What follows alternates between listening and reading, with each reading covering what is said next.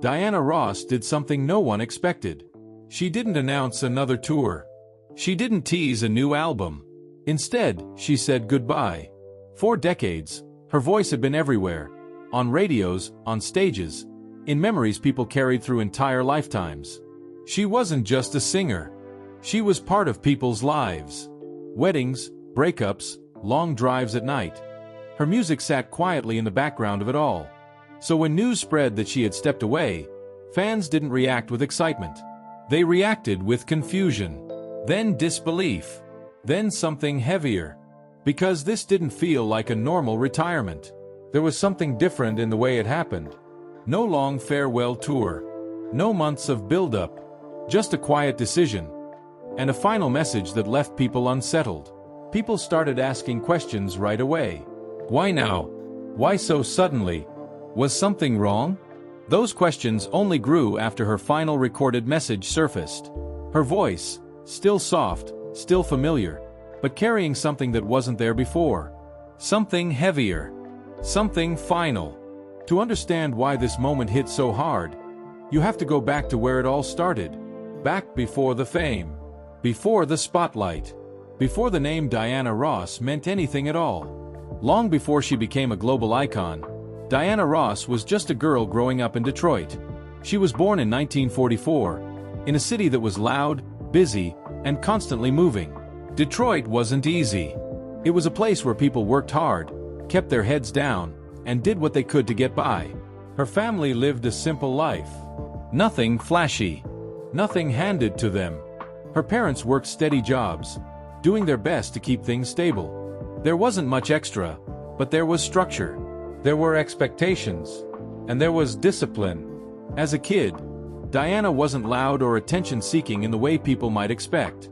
She was more controlled, observant. She paid attention to details. How people talked, how they dressed, how they carried themselves. That would matter later. At school, she didn't stand out right away as a singer. In fact, her early interest leaned more toward fashion and design. She even studied clothing design at one point, thinking that might be her path. But music was always around her. Detroit at that time was filled with sound. Gospel music from churches. Rhythm and blues pouring out of radios. Voices echoing from street corners and living rooms. It was impossible not to absorb it. She started singing casually, mostly with friends. Nothing serious at first. Just something to do. Something that felt good in the moment. But even then, there was something different about her. Not necessarily a powerful voice. Not the loudest in the room. But there was a tone. A softness that pulled people in if they paid attention. And slowly, people did. Her social circle began to revolve around others who were also chasing something more. Girls who didn't want to stay in the same place forever. Girls who were willing to take a chance, even if they didn't fully understand what that meant yet. That's how the group started forming. Not in a studio. Not with a plan. Just a few teenagers, singing together, trying to see if anything could come from it. At that point, there was no fame. No contracts. No guarantees. Just hope. And in Detroit, hope alone didn't get you very far. Before the world knew her name, she was part of a group that almost didn't make it. The group would later become the Supremes, but in the beginning, they were just another act trying to get noticed. They rehearsed constantly, refining their sound, practicing harmonies over and over again. They had ambition, but so did everyone else. Getting signed wasn't easy. They spent years trying to break into Motown Records, showing up again and again, asking for a chance. Waiting. Hoping. At first, they were turned away. More than once. But they didn't stop showing up. Eventually, they were given a shot. Not a big one. Just enough to prove whether they were worth investing in. And at the start, things didn't go well. Their early songs didn't chart. They didn't get much attention. Inside Motown, they were quietly labeled as a struggling act. There were even whispers that they might be dropped. That kind of pressure does something to people. It creates tension. Frustration. But it also forces change. Behind the scenes, decisions were being made. The group's image was being reshaped. Their sound adjusted. And slowly, One member began to stand out more than the others: Diana Ross. It wasn't just about her voice. It was about how she presented herself. The way she carried a song. The way she connected through small details. Eye contact, phrasing, timing. Motown founder Berry Gordy saw that clearly, and he made a choice. Diana would become the center. From that point on, everything shifted. The group's name changed. The focus tightened. And suddenly, things started working. Hit after hit followed. Songs that didn't just chart, they dominated. The group became one of the biggest acts in the country. But success came with a cost. Inside the group, the balance changed. What started as a shared dream began to feel uneven. The spotlight didn't spread equally anymore. And people noticed. Tension started building behind closed doors. Not always loud, not always obvious, but it was there. Still on stage, everything looked perfect. Matching dresses, tight harmonies, smooth choreography. No one watching from the outside could see what was slowly forming underneath. And at the center of it all was Diana Ross, rising fast, carrying the weight of something that was getting bigger than anyone expected. Something that wouldn't stay contained for long. By the mid-1960s, everything had changed. The Supremes weren't just successful. They were everywhere. Radio, television, magazines.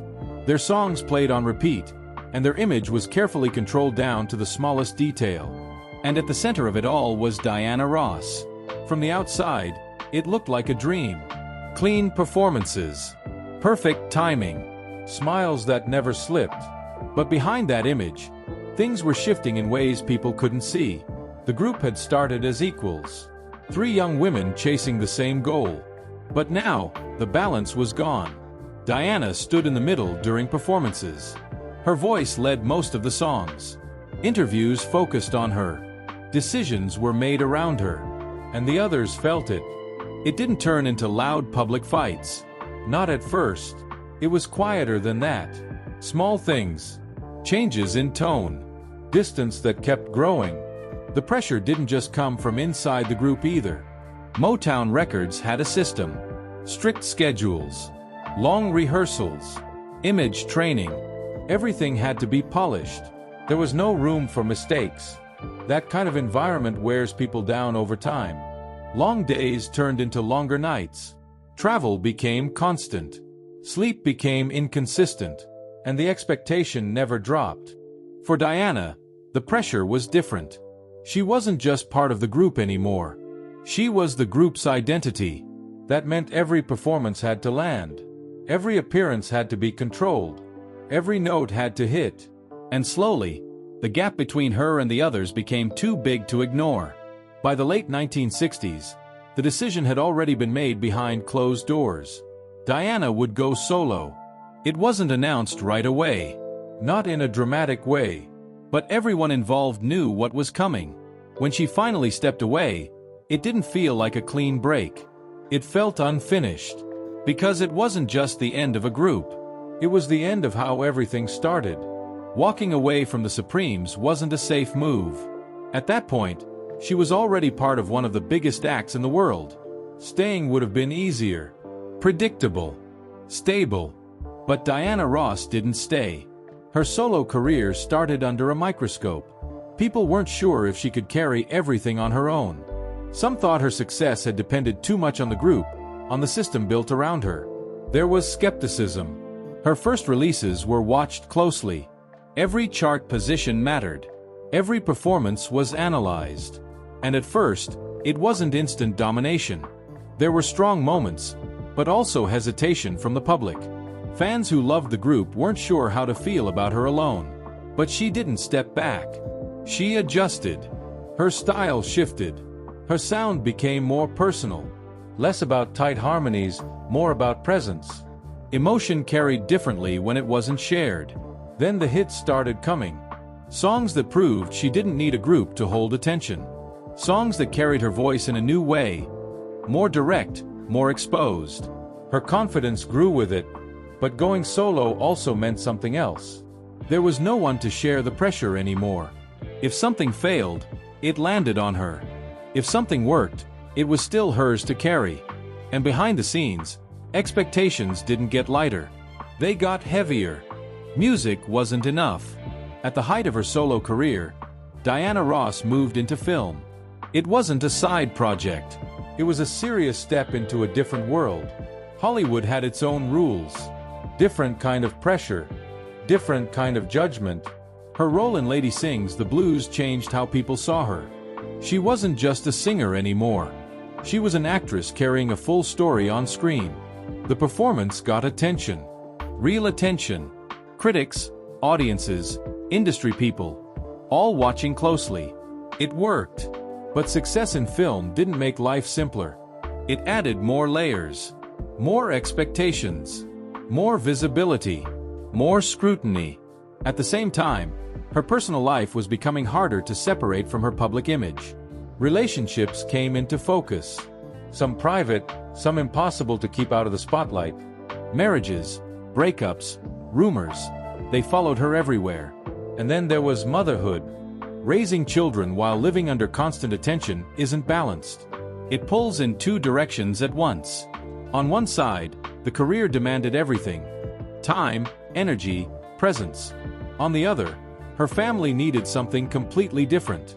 Quiet, stability, consistency. Those two worlds didn't always fit together.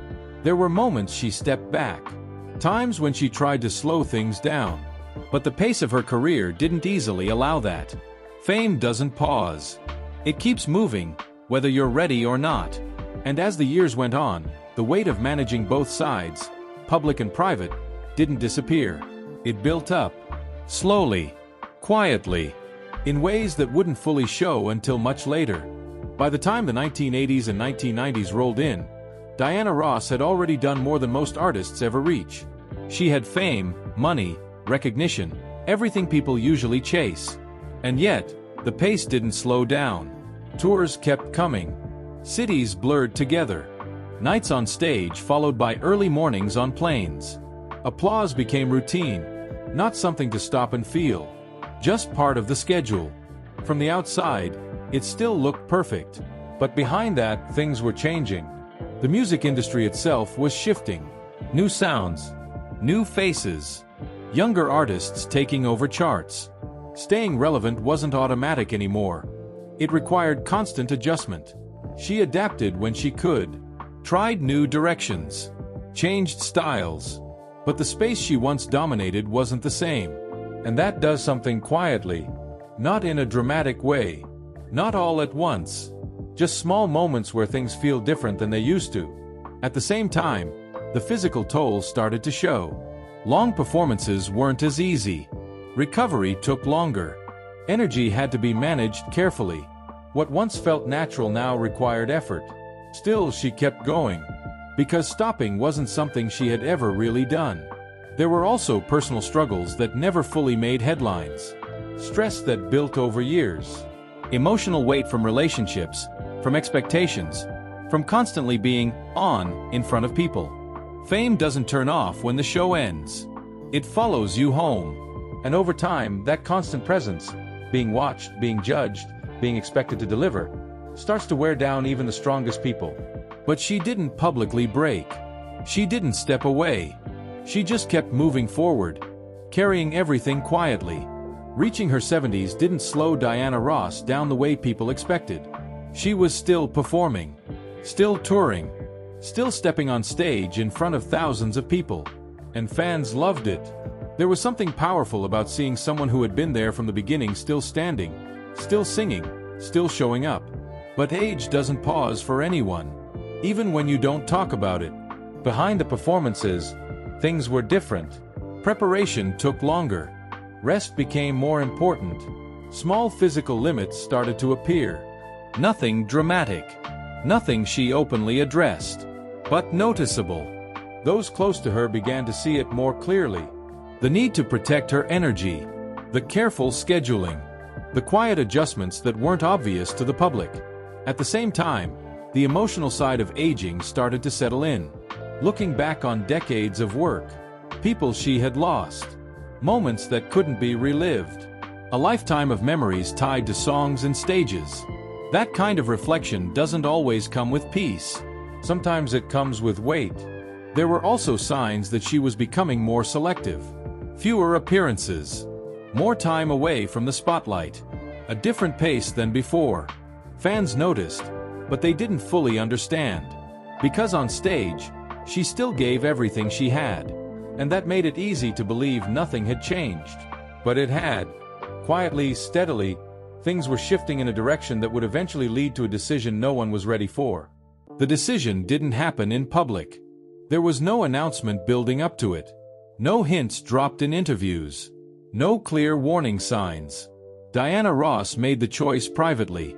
And she took her time with it. This wasn't about one bad performance. It wasn't about a single moment going wrong. It was something that built over years. Physically, emotionally, personally. People close to her knew before the world did. Family conversations became more serious. Discussions about health, about time, about what mattered most now. Because at 81, priorities shift.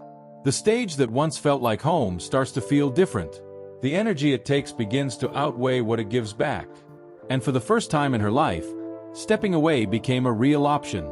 Not forced, not rushed, chosen. What shocked fans wasn't just the decision itself, it was how sudden it felt when it finally became public. One moment, she was still Diana Ross the performer. The next, she was saying goodbye. No long farewell tour. No extended celebration. Just a quiet, firm decision. And then came the message. A final recording, released without much build-up. Her voice still recognizable, still calm, but carrying something deeper. Something final. She didn't go into every detail. She didn't explain everything people wanted to know. But she didn't need to. The tone said enough. It wasn't about chasing one more moment in the spotlight. It was about letting go of it. And for fans who had followed her for decades, that was the hardest part to accept. When the final message from Diana Ross was released, it didn't come with a big announcement. No countdown. No major press event. It just appeared. And within hours, it spread everywhere. Fans clicked on it expecting something familiar. Maybe a thank you, maybe a hint of a return later on. Something light. Something hopeful. But that's not what they heard. Her voice was still the same. Soft. Controlled. Recognizable in a way that instantly took people back to decades of memories. But there was a difference. She spoke slower. More carefully. Like every word had been thought through long before it was recorded. She thanked her fans first. Not in a rushed or casual way. She took her time, mentioning how they had stayed with her through every stage of her life. From the early days, to the biggest moments, to the quieter years that followed. Then she paused. It wasn't a long pause, but it was enough to feel. Because what came next changed everything. She made it clear that this wasn't a break. Not a temporary step back. Not something she planned to return from later. This was the end. Not dramatic. Not emotional in a loud way. Just direct. She talked about time. How much had passed, how much had changed, how different things felt now compared to before. She didn't go into medical details. She didn't name a specific event. But she didn't need to. There were small hints in the way she spoke. The way she mentioned energy. The way she talked about wanting to be present for her family.